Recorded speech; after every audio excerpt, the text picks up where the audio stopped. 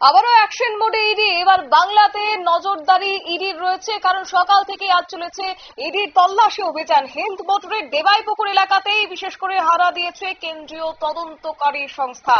বিকাশ লাচাই রামকা নামের এক ব্যক্তির ফ্ল্যাটে চলছে তল্লাশি সকাল থেকে। এখনো পর্যন্ত সেই তল্লাশিতে কিন্তু যথারীতি রয়েছে ইডি আধিকারিকরা। গোটা বিষয়কে কেন্দ্র করে স্থানীয় বাসিন্দাদের পক্ষ থেকে কি জানানো হয়েছে শুনুন। কটা থেকে রেট আমি দেখতে পাই না, আমি একজন প্রাইভেট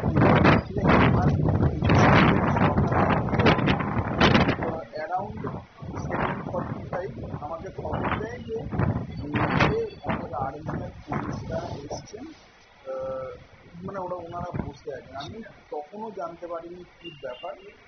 এই কিছুক্ষণ বাদে জানতে পারলাম যে আমারই যে পাশের ফ্ল্যাট 104 নাম্বার যে ফ্ল্যাট, ওখানে না ফ্ল্যাট নাম্বারটা খুব সম্ভব 104 হচ্ছে আমাদের, ওখানে আর কি জিজ্ঞাসাবাদের জন্য আর কি।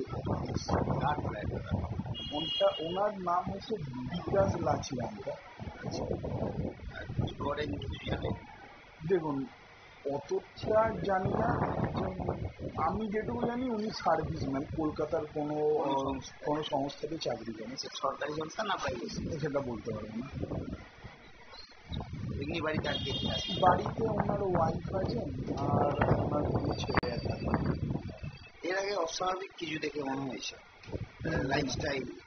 না দাদা, অস্বাভাবিক তো দেখুন এমনি ফ্ল্যাটে যেটা আছে, ফ্ল্যাটের যেটা এটা, কারণ সবাই তো অতটা তো কেউ কারোর সাথে তো টাচ আপ থাকে না। মোটামুটি আমার তো কোনোদিন কোনো রকম অস্বাভাবিক কিছু মনে হয়নি। একেবারে আপনারই পাশের ফ্ল্যাট? পাশের ফ্ল্যাট, কিন্তু যাই হোক আপনি ফ্ল্যাটের তো জানেন একদম দরজা বন্ধ করলো। যারা রেড করতে হচ্ছে তারা কিছু বললো? না না না, আমার সাথে তাদের দেখাও হয়নি বা কোনো রকম কথা।